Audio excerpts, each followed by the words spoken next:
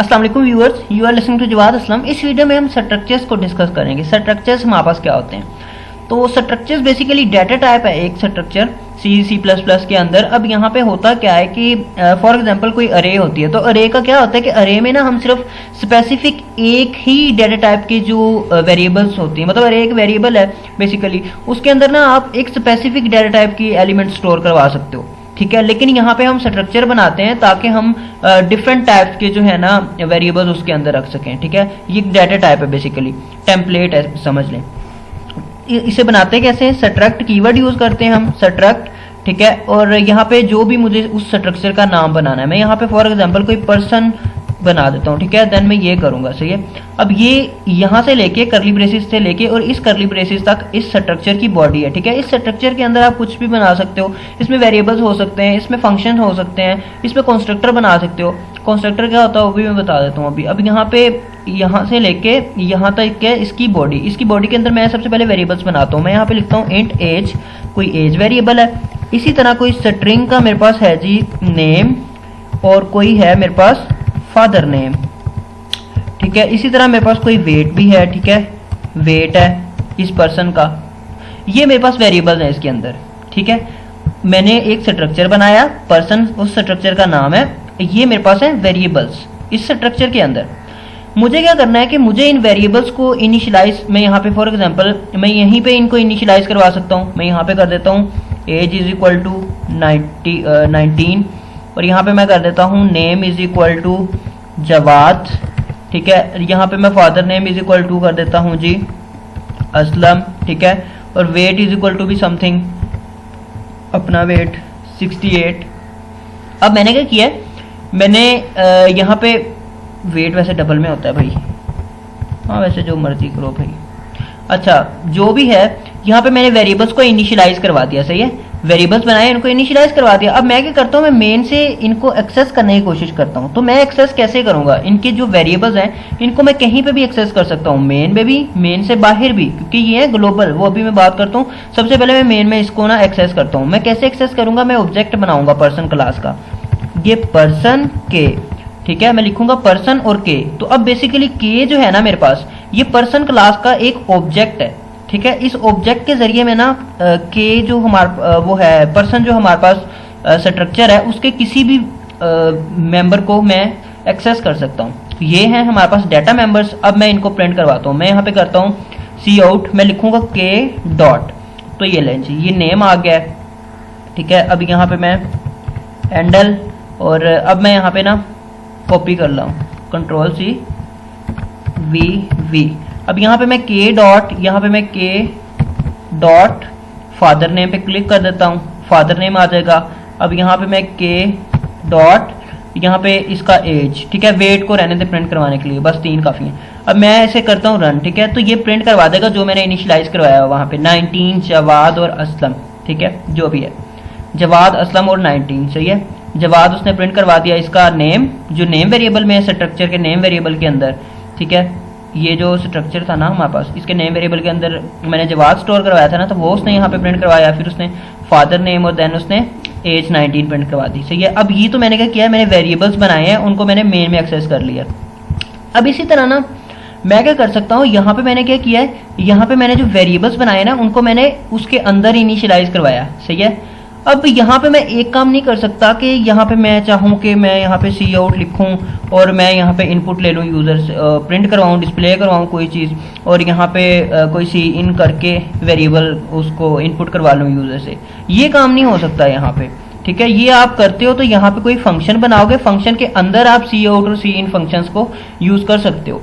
Simple यहाँ पे नहीं आप कर सकते हो जिस तरह मेन में करते थे कि सी आउट समथिंग डिस्प्ले करवाओ और देन फिर आप सी इन कर लो और कुछ इनपुट करवा लो यूज़र से। ये यहाँ पे डायरेक्ट नहीं हो सकता, यहाँ पे कुछ फंक्शन बनाओगे आप, ठीक है। और अब मुझे क्या करना है, मैं इन वेरिएबल्स को ना मैं मेन से जब मैं ऑब्जेक्ट बनाऊँ बेसिकली, तो मैं उस वक्त इनकी वैल्यूज़ दूंगा। तो अब वो मैं कैसे करूँगा, मैं यहाँ पे इनको रिमूव करता हूँ, मतलब इनको ना मैं खाली करवा देता हूँ बेसिकली, ठीक है। इनकी वैल्यूज जो हैं वो बेसिकली, ठीक है। अब मैं क्या करता हूँ, मैंने जब बनाया के ऑब्जेक्ट, तो अब मैं ना जब ऑब्जेक्ट बनाया ना, तो फिर मैं इनकी वैल्यूज सेट करवाना चाहता हूँ जब मैं ऑब्जेक्ट बना रहा हूँ, तो मैं क्या करता हूँ, मैं यहाँ पे लिखूंगा k इक्वल टू ये, ठीक है। अब यहाँ पे सीक्वेंस वाइज में इनकी वैल्यू सेट करवाऊंगा जिस तरह वो डिक्लेयर हुए हैं। सबसे पहले एज है, मैं यहाँ पे लिखूंगा 19, फिर मैं कोमा डालूंगा तो ये देखें वो एज भी बता रहा है, सही है। अगर आप सी लाइन यूज़ करते हैं तो अच्छा आईडी कोई भी यूज़ करते हैं तो फिर तो बताएगा। अच्छा, अब यहाँ पे क्या होगा कि के मैंने ऑब्जेक्ट बनाया, मैंने इक्वल का यूज़ किया और देन मैंने करली ब्रेसेस यूज़ कर लिए हैं, ठीक है। अब इस करली ब्रेसेस के अंदर ना मैं सीक्वेंस वाइज इन वेरिएबल्स को इनिशियलाइज करवा सकता हूँ। मैंने लिखा 19, तो ये 19 जो है वो एज के अंदर पास कर देगा। अब मैं लिखूंगा ना नेम स्ट्रिंग, फॉर एग्जाम्पल मैं लिखता हूँ जवाद असलम, ठीक है। ये जो जवाद असलम है ना, ये नेम वेरिएबल के अंदर ये पास करवा देगा, ये वाले नेम के अंदर, ठीक है। और यहाँ पे मैं लिख देता हूँ फॉर एग्जाम्पल असलम, ठीक है, मोहम्मद असलम, ये जो भी। अब यहाँ पे ये उसके अंदर चला जाएगा और यहाँ पे मैं जो भी वेट दूंगा, ठीक है, 68.9, ठीक है, ये मेरा जो है वो इस वेट वेरिएबल के अंदर चला जाएगा। अब मैं अगर प्रिंट करवाता हूँ, मैं यहाँ पे सी आउट करता हूँ जी, सी आउट करता हूँ के डॉट फादर नेम, ठीक है, और सी आउट करवाता हूँ जी के डॉट नेम, सिर्फ मैं 2 मेंबर्स ही करवाता हूँ, सही है। अब मैंने क्या किया, मैंने ये पर्सन के ऑब्जेक्ट बनाया और वो जो वेरिएबल्स है ना उनकी वैल्यूज मैंने बेसिकली ये सेट करवाई हैं, ठीक है। तो अब जब भी मैं के ऑब्जेक्ट के साथ उनको कॉल करूंगा ना तो उनकी वैल्यूज इनके मुताबिक आएंगी जो मैंने पास की हैं। अब मैं रन करता हूँ इसे, तो ये मुझे फादर नेम देगा, जो भी यहाँ पे मैंने इसे फादर नेम दिया है, ठीक है, असलम, और देन उसने जवाद असलम जो नेम है वो प्रिंट करवा दिया। अब ये सीन हो गया, इसको बोलते हैं बेसिकली इनिशियलाइज करवाना, ठीक है। ऑब्जेक्ट बनाते हो आप। हाँ, एक और चीज़, अगर मैं कोई दूसरा ऑब्जेक्ट बनाता हूँ इसी क्लास का, कंट्रोल सी, ठीक है, कंट्रोल सी, और यहाँ पे मैं पेस्ट कर देता हूँ। अब मैं क्या करता हूँ जी, मैं यहाँ पे इसकी वैल्यूज चेंज कर देता हूँ। मैं यहाँ पे कर देता हूँ जी दराब, ठीक है, और यहाँ पे मैं कर देता हूँ जी फॉर एग्जांपल उसामा, और यहाँ पे वेट भी मैं चेंज कर देता हूँ 67। तो अब ये जो पर्सन K1 ऑब्जेक्ट है ना मेरे पास, K1 नाम कर दिया मैंने। अब मैंने K1 के साथ मैं कॉल करता हूँ इन दोनों को, सही है, कंट्रोल सी, और मैं यहाँ पे करता हूँ पेस्ट। तो K1 के साथ करूँगा मैं K1, ठीक है। अब मैंने ऑब्जेक्ट बनाया, मतलब एक स्ट्रक्चर के मैं बहुत सारे ऑब्जेक्ट बना सकता हूँ, सही है, जितने मर्जी ऑब्जेक्ट बना लूँ। अब मैंने ऑब्जेक्ट बनाया, हर ऑब्जेक्ट को ना मैं अगर डाटा पास करता हूँ ना तो हर ऑब्जेक्ट के पास वो डाटा सेट हो जाएगा। अब जब भी मैं के के साथ कॉल करूँगा ना, जब भी मैं के ऑब्जेक्ट के साथ किसी भी इस स्ट्रक्चर के वेरिएबल्स को वो करूँगा, एक्सेस करूँगा, प्रिंट करवाऊँगा, तो वो डाटा वो वाला आएगा जो मैंने के को बनाते हुए दिया हुआ है। और जब मैं K1 के साथ करूँगा तो वो वाला डाटा आएगा जो मैंने K1 को बनाते हुए डाटा पास किया हुआ है। अब यहाँ पे मैंने के फादर नेम और नेम को प्रिंट करवाया और K1 के फादर नेम और नेम को प्रिंट करवाया, तो ये दोनों डिफरेंट आएंगे, ठीक है। ये लें, असलम, जवाद असलम, और देन आया उसामा और दराब, ठीक है। पहले आया सबसे असलम, ठीक है, फिर आया जवाद असलम, फिर आया उसामा, फिर आया दराब। वो कैसे, क्योंकि यार हैंडल नहीं यूज़ किया हुआ बेसिकली। हैंडल यहाँ तो कर ले भाई, यहाँ पे मैं एक हैंडल लगा देता हूँ, जो भी है यार, इतनी तो समझ आ ही जाती है। फिर फादर नेम उसने के का जो है वो सबसे पहले प्रिंट करवाया है, जो उसने प्रिंट करवाया असलम, ठीक है, ये वाला। तो इसमें बेसिकली फादर नेम असलम मैंने स्टोर करवाया हुआ है के अंदर, ठीक है। और इसी तरह उसने K1 का फादर नेम क्या प्रिंट करवाया, K1 का फादर नेम वो प्रिंट करवाया जो मैंने उसे दिया है, तो बेसिकली उसामा है, ठीक है। थर्ड स्टेटमेंट है ना ये, तो इसका ये आंसर है उसामा, ठीक है। और लास्ट जो K1 डॉट नेम है उसका दराब आंसर है K1 डॉट नेम। K1 का जो नेम है वो दराब है, वो उसने प्रिंट करवाया, ठीक है। तो ये तो हो गए ऑब्जेक्ट के जरिए आप इनको मतलब ऑब्जेक्ट बनाओगे तो डाटा डिफरेंट हो जाएगा दोनों का। अब मैं क्या करता हूँ, मुझे ना इनिशियलाइज तो ऐसे ही करवाना है, लेकिन मुझे इनिशियलाइजर लिस्ट एक बेसिकली आप बोलते हो उसके जरिए करवाना है। तो वो क्या करते हैं, मतलब कंस्ट्रक्टर बनाते हैं इसके अंदर। कंस्ट्रक्टर क्या होता है, कंस्ट्रक्टर का जो नाम होता है ना वो सिंपल इसी ही उसकी तरह होता है, ठीक है। और अब मैं यहाँ पे करता हूँ पर्सन, ठीक है, ये, ठीक है।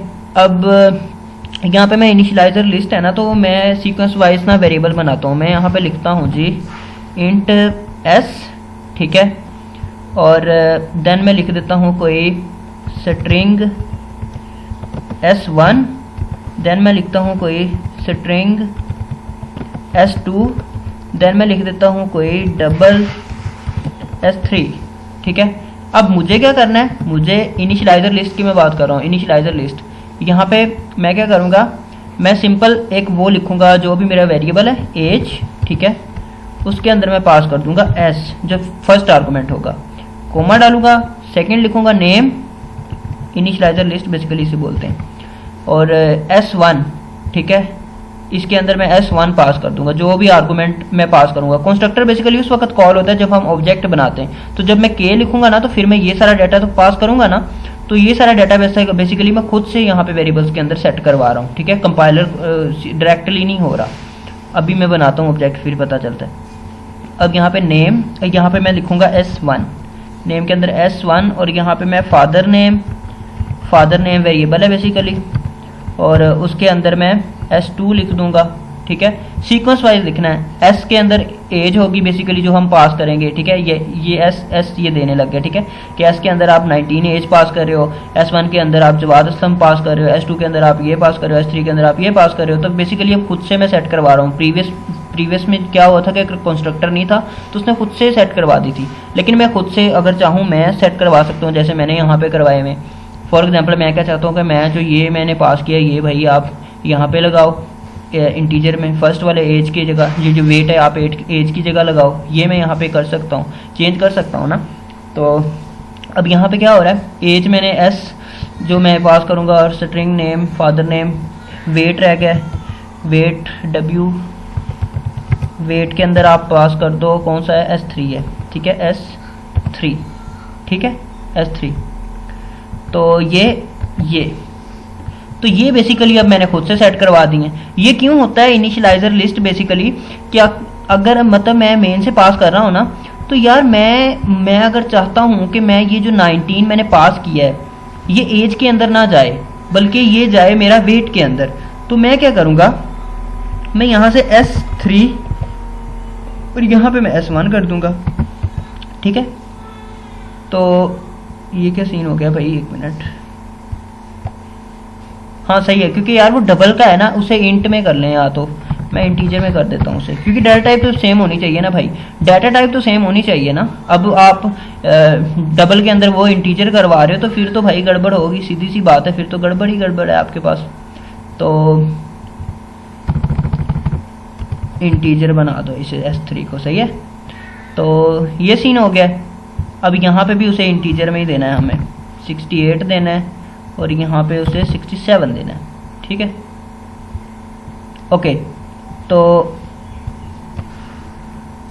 यहाँ पे ये मैंने बना दी इनिशियलाइजर लिस्ट, आप इसे बोलते हो, सही है। अब मैं रन करूँगा ना, तो अब भी सेम प्रोसेस है कि मैं के साथ अगर वो कर सकता हूँ, नेम को प्रिंट करवा सकता हूँ, ठीक है। तो ये अब बेसिकली सेट कर दिया मैंने, ओके। अब इनिशियलाइजर लिस्ट एक तो इस तरह आप इसे कर लो, ठीक है, कंस्ट्रक्टर के जरिए। आप इसके अंदर भी लिख सकते हो, ये जो सारी चीज़ें मैंने यहाँ पे की हैं, मैंने यहाँ पे लिखा एज, S3, नेम, S1, ठीक है। आप क्या कर सकते हो, आप इस सारी चीज़ को रिमूव करो, आप इन ब्रेसेस के अंदर इनको सेट करवा दो कि आपका जो एज वेरिएबल है, ग्लोबल वेरिएबल है, उसके अंदर आप S सेट करवा दो, और आपका जो नेम वेरिएबल है उसके अंदर आप करवा दो जी S1 को सेट, ठीक है। और इसी तरह आपका जो फादर नेम वेरिएबल है उसके अंदर आप जो है वो नेक्स्ट वाला सेट करवा दो S2, ठीक है। तो ये बेसिकली आप इसके अंदर भी कर सकते हो, ठीक है, इनिशियलाइज। अब ये तो होगा इनिशियलाइज कैसे करना है वेरिएबल्स को, और आपने ऑब्जेक्ट कैसे बनाना है उसका, ठीक है। और देन आपने डिफरेंट ऑब्जेक्ट्स बनाएंगे तो फिर डिफरेंट डाटा होगा, ठीक है। अब क्या होता है कि ये जो मैंने कंस्ट्रक्टर वो बनाया है स्ट्रक्चर, इसके अंदर मैंने ये किया था ना, मैं इसे कर देता हूँ रिमूव था, ठीक है। और मैं क्या करता हूँ, मैं इसके अंदर कोई फंक्शन बनाता हूँ, और वो फंक्शन होगा void टाइप। फंक्शन भी तो बना सकते हैं ना आप, स्ट्रक्चर के अंदर फंक्शन बना सकते हैं, उसके अंदर आप सी इन या सी आउट का फंक्शन यूज कर सकते हो। मैं यहाँ पे बनाता हूँ जी, void का है कोई, उसका नाम है j, और वो क्या करेगा, वो एक ऑब्जेक्ट लेगा as an argument person class का एक ऑब्जेक्ट एज एन आर्गूमेंट लेगा, ठीक है। अब मैं यहाँ पे इंटर प्रेस करता हूँ, यहाँ पे ये क्या करेगा, ये सी आउट करेगा कि इंटर नेम ऑफ पर्सन, ठीक है, पर्सन का नेम इंटर करो, ये बोलेगा कि पर्सन का नेम इंटर करो। तो यहाँ यार ये कर लो कि यहाँ पे डिस्प्ले ही करवा दो सिंपल, ठीक है।